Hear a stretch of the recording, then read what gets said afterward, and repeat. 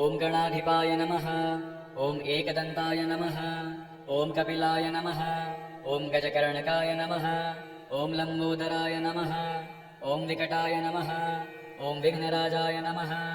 ॐ धूम्रवर्णाय नमः। ॐ भालचन्द्राय नमः। ॐ विनायकाय नमः। ॐ गणपतये नमः। ॐ वक्रतुण्डाय नमः। ॐ शूर्पकर्णाय नमः। ॐ हेरम्बाय नमः। ॐ स्कन्दाग्रजाय नमः। ॐ गजवक्त्राय नमः। ॐ कुमारगुरवे नमः। ॐ अक्षराय नमः। ॐ मोदकप्रियाय नमः। ॐ चन्द्रशेखराय नमः। ॐ द्वैमातुराय नमः। ॐ मुनीश्वराय नमः।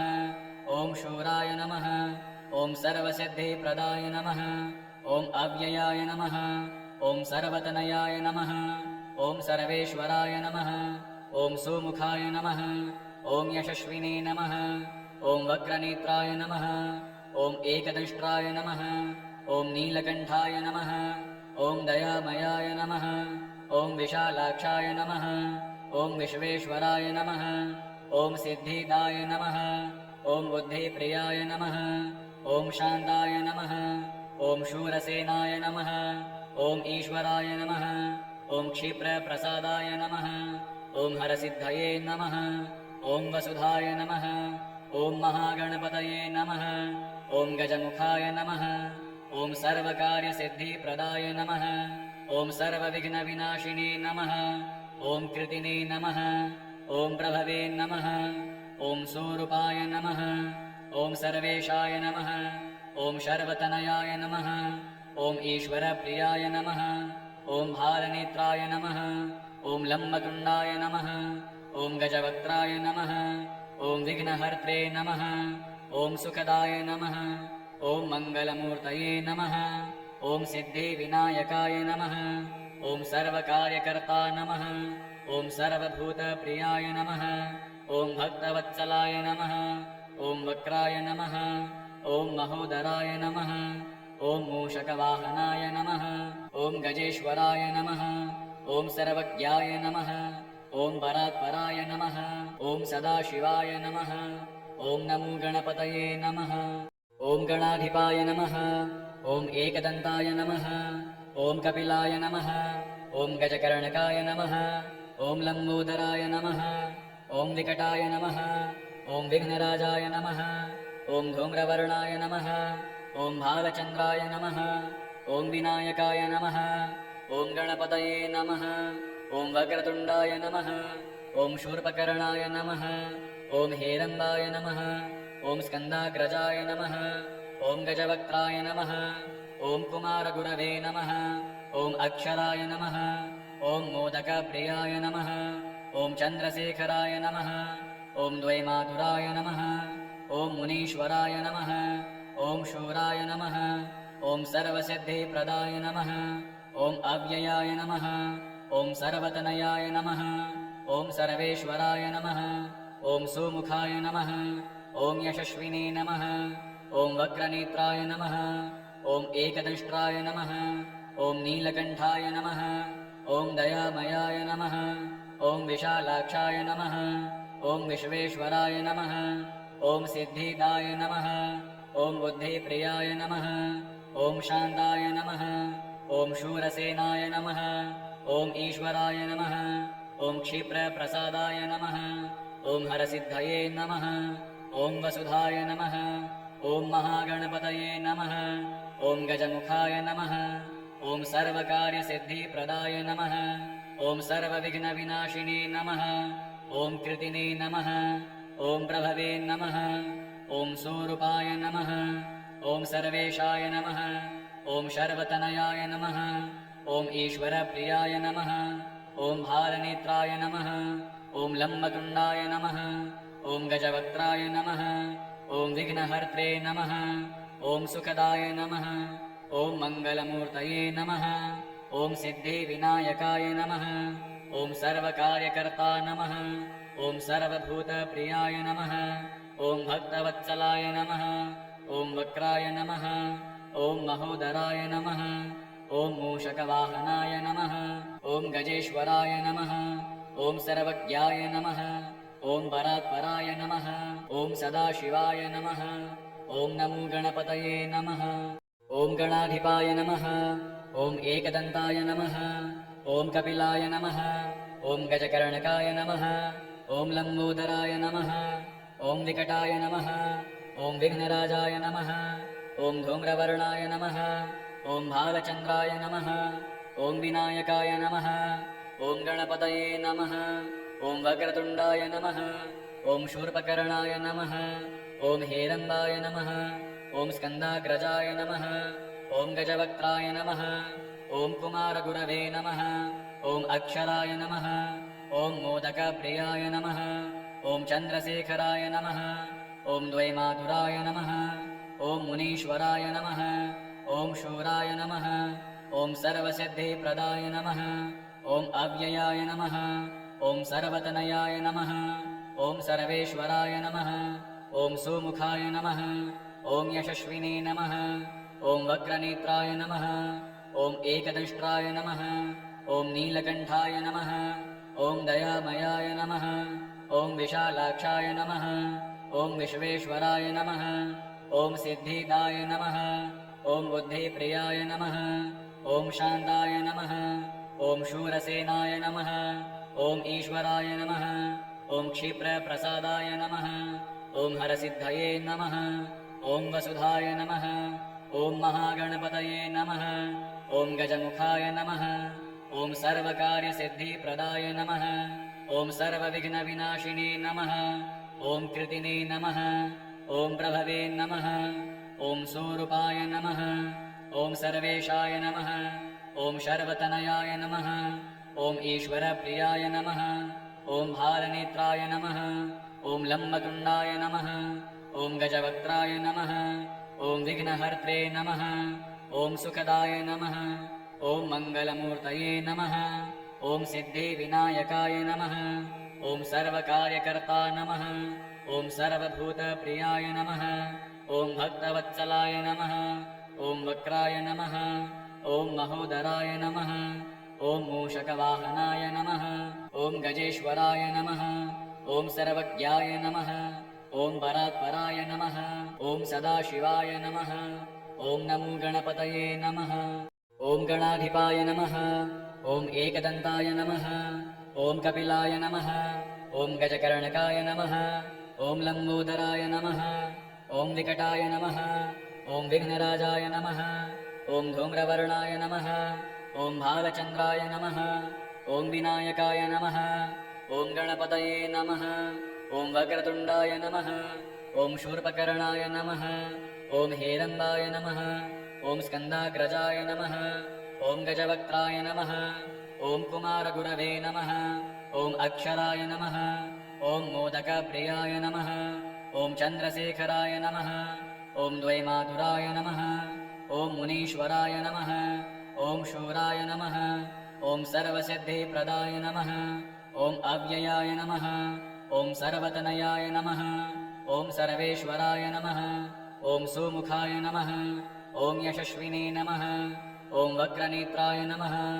ॐ एकदंष्ट्राय नमः। ॐ नीलकण्ठाय नमः। ॐ दयामयाय नमः। ॐ विशालाक्षाय नमः। ॐ विश्वेश्वराय नमः। ॐ सिद्धिदाय नमः। ॐ बुद्धिप्रियाय नमः। ॐ शान्ताय नमः। ॐ शूरसेनाय नमः। ॐ ईश्वराय नमः। ॐ क्षिप्रप्रसादाय नमः। ॐ हरसिद्धये नमः। ॐ वसुधाय नमः। ॐ महागणपतये नमः। ॐ गजमुखाय नमः। ॐ सर्वकार्यसिद्धिप्रदाय नमः। ॐ सर्वविघ्नविनाशिने नमः। ॐ कृतिने नमः। ॐ प्रभवे नमः। ॐ स्वरूपाय नमः। ॐ सर्वेशाय नमः। ॐ शर्वतनयाय नमः। ॐ ईश्वरप्रियाय नमः। ॐ भालनेत्राय नमः। ॐ लम्बतुण्डाय नमः। ॐ गजवक्त्राय नमः। ॐ विघ्नहर्त्रे नमः। ॐ सुखदाय नमः। ॐ मङ्गलमूर्तये नमः। ॐ सिद्धिविनायकाय नमः। ॐ सर्वकार्यकर्ता नमः। ॐ सर्वभूतप्रियाय नमः। ॐ भक्तवत्सलाय नमः। ॐ वक्राय नमः। ॐ महोदराय नमः। ॐ मूषकवाहनाय नमः।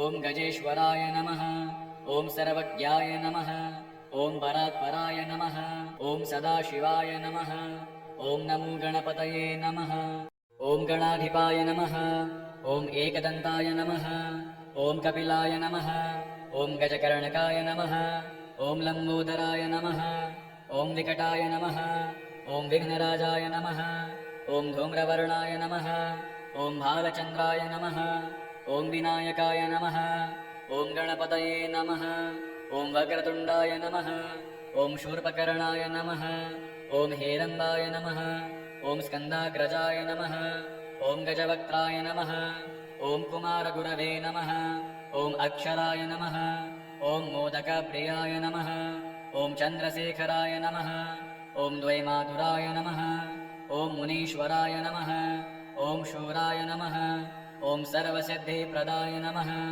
ॐ अव्ययाय नमः ॐ सर्वतनयाय नमः ॐ सर्वेश्वराय नमः ॐ सुमुखाय नमः ॐ यशस्विने नमः ॐ वक्रनेत्राय नमः ॐ एकदंष्ट्राय नमः ॐ नीलकण्ठाय नमः ॐ दयामयाय नमः ॐ विशालाक्षाय नमः ॐ विश्वेश्वराय नमः ॐ सिद्धिदाय नमः ॐ बुद्धिप्रियाय नमः ॐ शान्ताय नमः ॐ शूरसेनाय नमः ॐ ईश्वराय नमः ॐ क्षिप्रप्रसादाय नमः ॐ हरसिद्धये नमः ॐ वसुधाय नमः ॐ महागणपतये नमः ॐ गजमुखाय नमः ॐ सर्वकार्यसिद्धिप्रदाय नमः ॐ सर्वविघ्नविनाशिने नमः ॐ कृतिने नमः ॐ प्रभवे नमः ॐ स्वरूपाय नमः ॐ सर्वेशाय नमः ॐ शर्वतनयाय नमः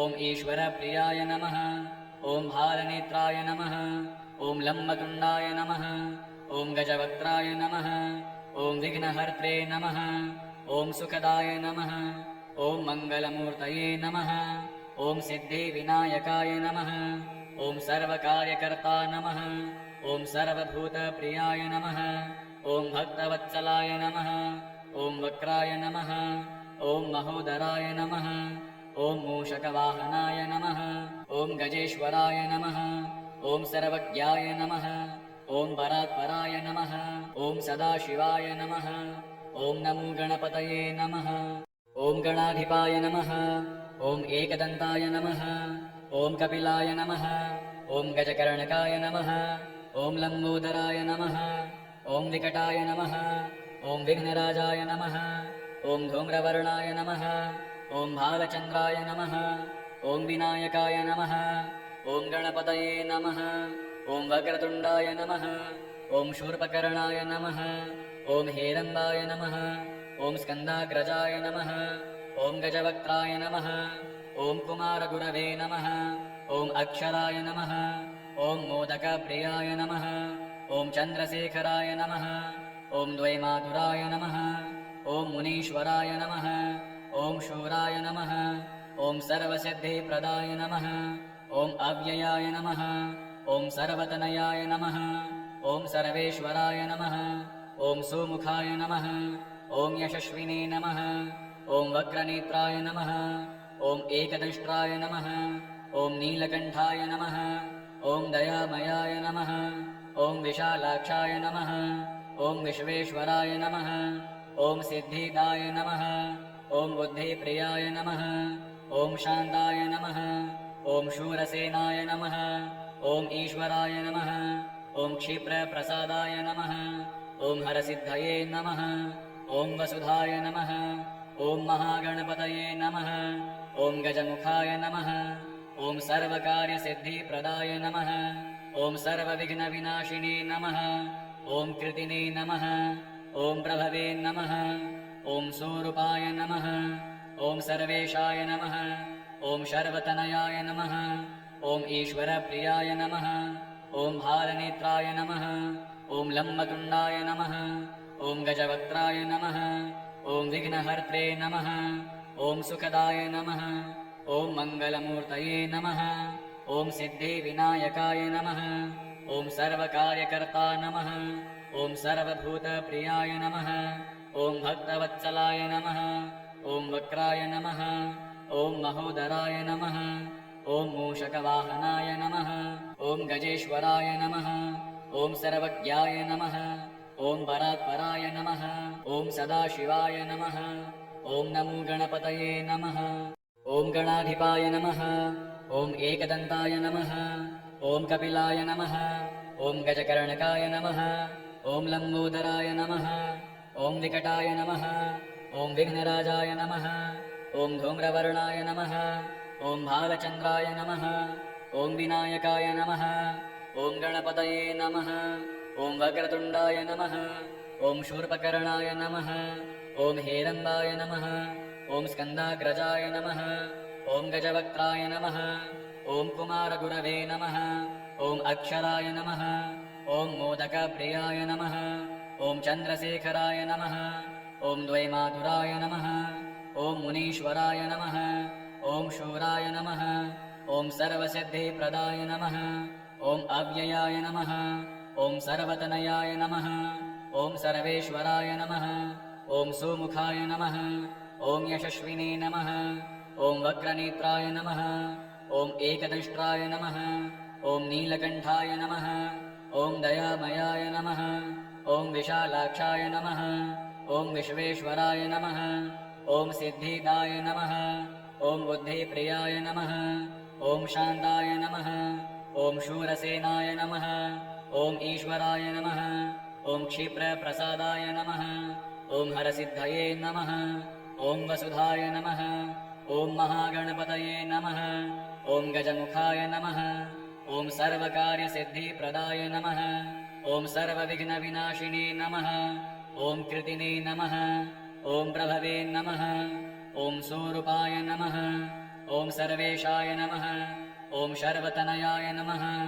ॐ ईश्वरप्रियाय नमः ॐ भालनेत्राय नमः ॐ लम्बतुण्डाय नमः ॐ गजवक्त्राय नमः ॐ विघ्नहर्त्रे नमः ॐ सुखदाय नमः ॐ मङ्गलमूर्तये नमः ॐ सिद्धिविनायकाय नमः ॐ सर्वकार्यकर्ता नमः ॐ सर्वभूतप्रियाय नमः ॐ भक्तवत्सलाय नमः ॐ वक्राय नमः ॐ महोदराय नमः ॐ मूषकवाहनाय नमः ॐ गजेश्वराय नमः ॐ सर्वज्ञाय नमः ॐ परात्पराय नमः ॐ सदाशिवाय नमः ॐ नमो गणपतये नमः ॐ गणाधिपाय नमः ॐ एकदन्ताय नमः ॐ कपिलाय नमः ॐ गजकर्णकाय नमः ॐ लम्बोदराय नमः ॐ विकटाय नमः ॐ विघ्नराजाय नमः ॐ धूम्रवर्णाय नमः ॐ भालचन्द्राय नमः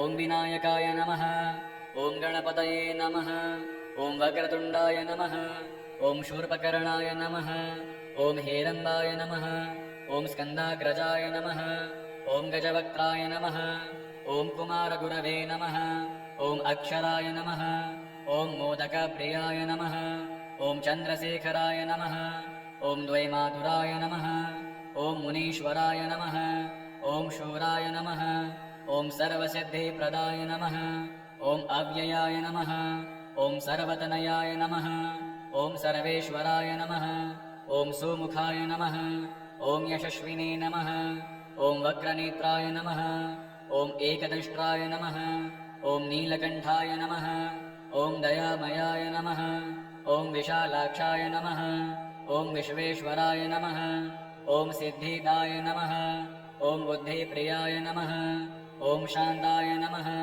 ॐ शूरसेनाय नमः ॐ ईश्वराय नमः ॐ क्षिप्रप्रसादाय नमः ॐ हरसिद्धये नमः ॐ वसुधाय नमः ॐ महागणपतये नमः ॐ गजमुखाय नमः ॐ सर्वकार्यसिद्धिप्रदाय नमः ॐ सर्वविघ्नविनाशिने नमः ॐ कृतिने नमः ॐ प्रभवे नमः ॐ स्वरूपाय नमः ॐ सर्वेशाय नमः ॐ शर्वतनयाय नमः ॐ ईश्वरप्रियाय नमः ॐ भालनेत्राय नमः ॐ लम्बतुण्डाय नमः ॐ गजवक्त्राय नमः ॐ विघ्नहर्त्रे नमः ॐ सुखदाय नमः ॐ मङ्गलमूर्तये नमः ॐ सिद्धिविनायकाय नमः ॐ सर्वकार्यकर्ता नमः ॐ सर्वभूतप्रियाय नमः ॐ भक्तवत्सलाय नमः ॐ वक्राय नमः ॐ महोदराय नमः ॐ मूषकवाहनाय नमः ॐ गजेश्वराय नमः ॐ सर्वज्ञाय नमः ॐ परात्पराय नमः ॐ सदाशिवाय नमः ॐ नमो गणपतये नमः।